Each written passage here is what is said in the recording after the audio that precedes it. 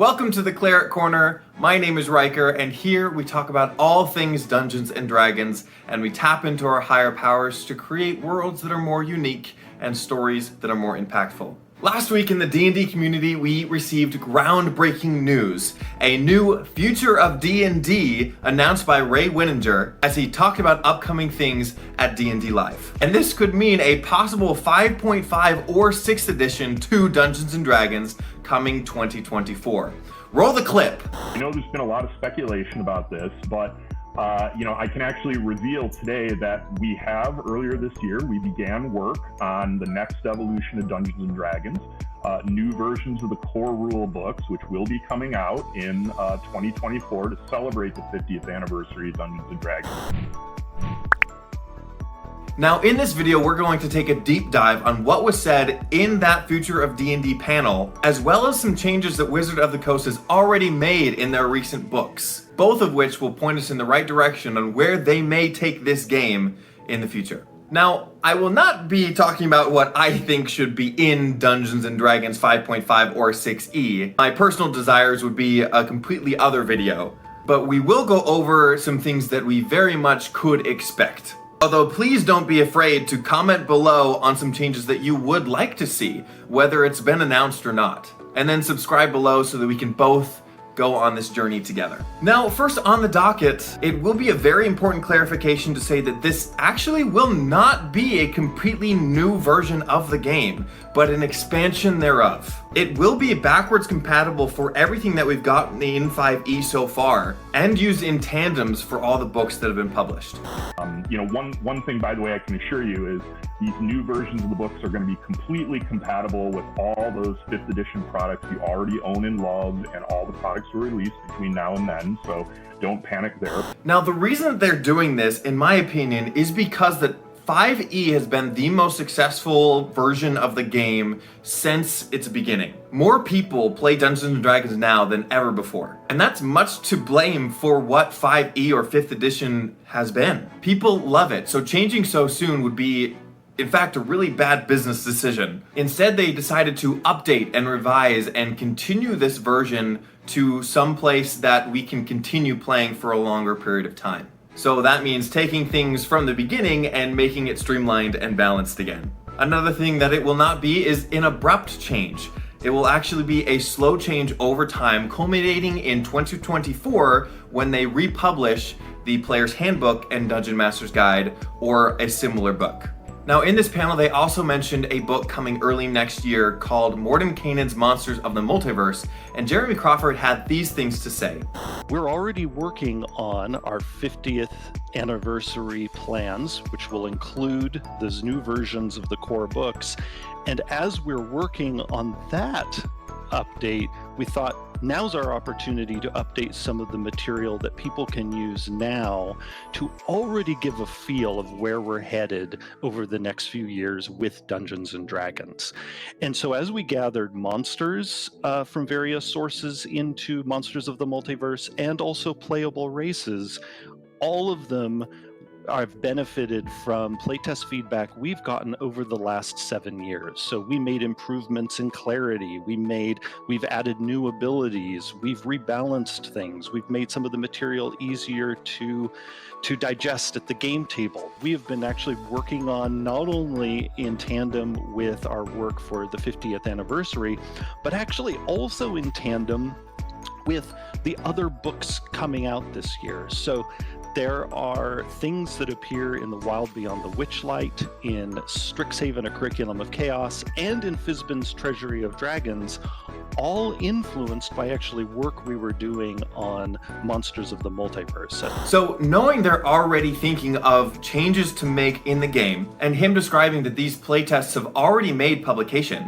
what are the changes that they have made that will continue to 5.5e?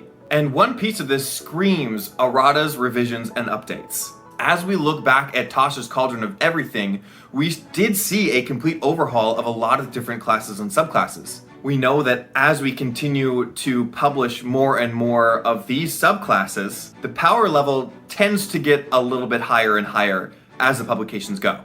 And so in Tasha's, we took a look back at some of the beginning classes and added some things to switch in and out. We also see in Fizban's Treasury of Dragons, coming out here soon, that they have changed races with the Dragonborn, making it more relevant as we all know that power creep is a thing. So especially if this new updated version of Dungeons & Dragons is not an alternative edition, but an update, I really believe that they will take more of a long, hard look at the subclasses and races that they've already published. My heart really goes out for the Sorcerer subclass, especially that we now see some of the newer Sorcerer subclasses have class-specific spells, where the older ones don't. We will likely see even more abilities that you can swap in and out at different levels, making your character even more customizable. And it would really be nice if they reworked a lot of these capstone abilities. Because I'm sorry, no one gets to a level 20 bard and likes what they get. So, you know what? You tell me which subclasses you would like to see changed. Now let's take a look at the book that came out just a couple weeks ago, The Wild Beyond the Witchlight. As 5th edition grows, playstyle also grows with it. The min-maxing, number-crunching war statistics of the games is slowly being elbowed out by roleplay, as well as storytelling and creative narrative. Jeremy also chimes in on this change. Not only are we exploring new styles of play, like in The Wild Beyond the Witchlight, where suddenly you have an entire campaign where you can resolve just about every conflict in it non-violently. And if I'm being completely honest, I'm actually really excited for this change.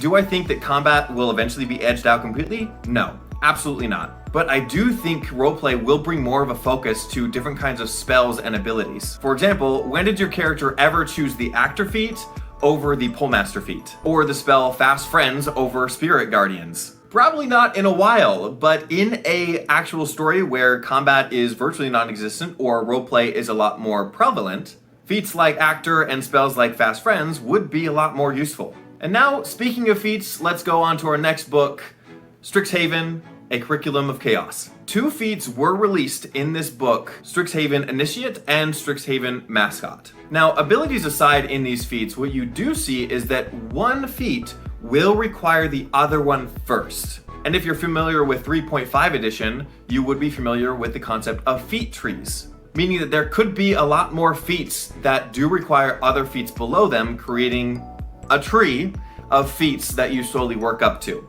And this could also create a very linear path for your character arc. But imagine your wizard took Magic Initiate to get a few low-level druid spells. But now because they took that feat, which was a prerequisite to say something like a magic proficiency, which feat will also let you take 2nd or 3rd level druid spells from their spell list. With the Magic Initiate feat being the prerequisite, I think this would actually be a really, really cool way for people to multi-class without having to sacrifice levels in their own class to do so, allowing more of a natural progression with their character. I really like that. And now for the book that was set to release in January 2022, Mordenkainen's Monsters of the Multiverse. Blah. Say that 5 times fast.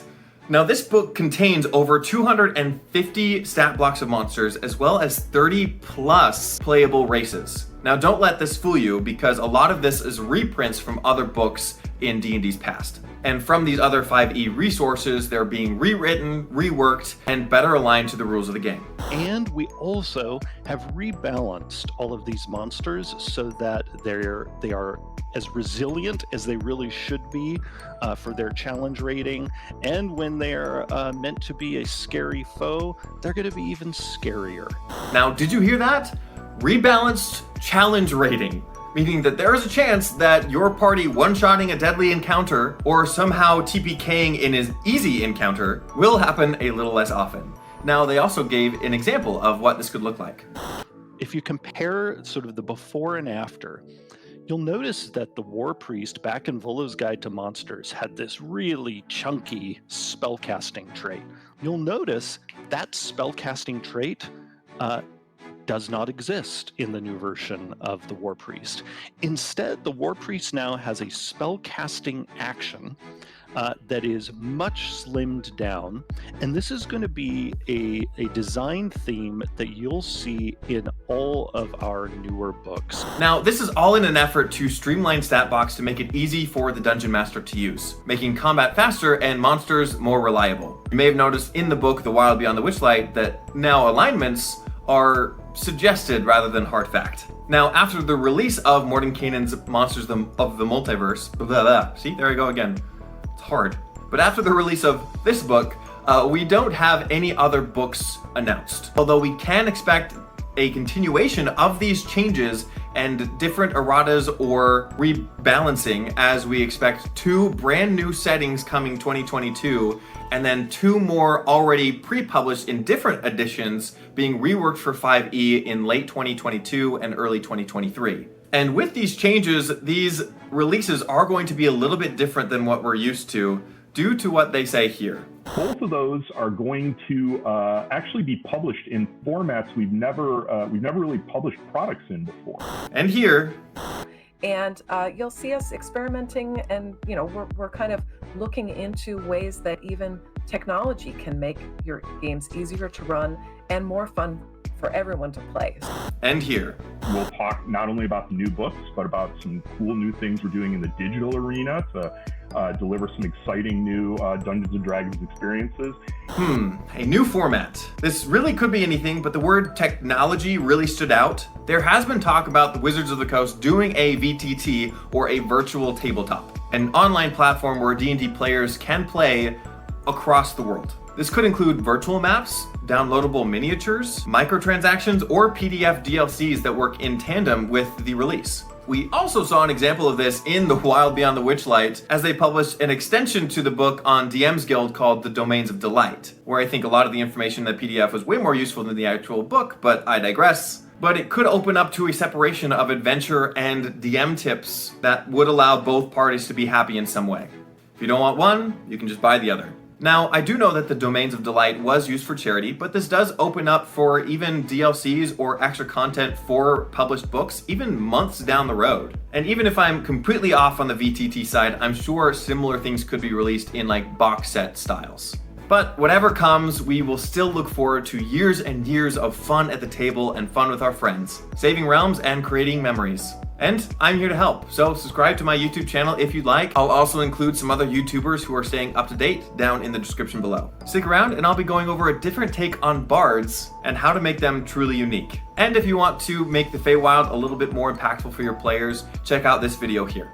In the meantime, go out there and spread the good word of D&D to make the world a better place on and off your tables. See you in the next one.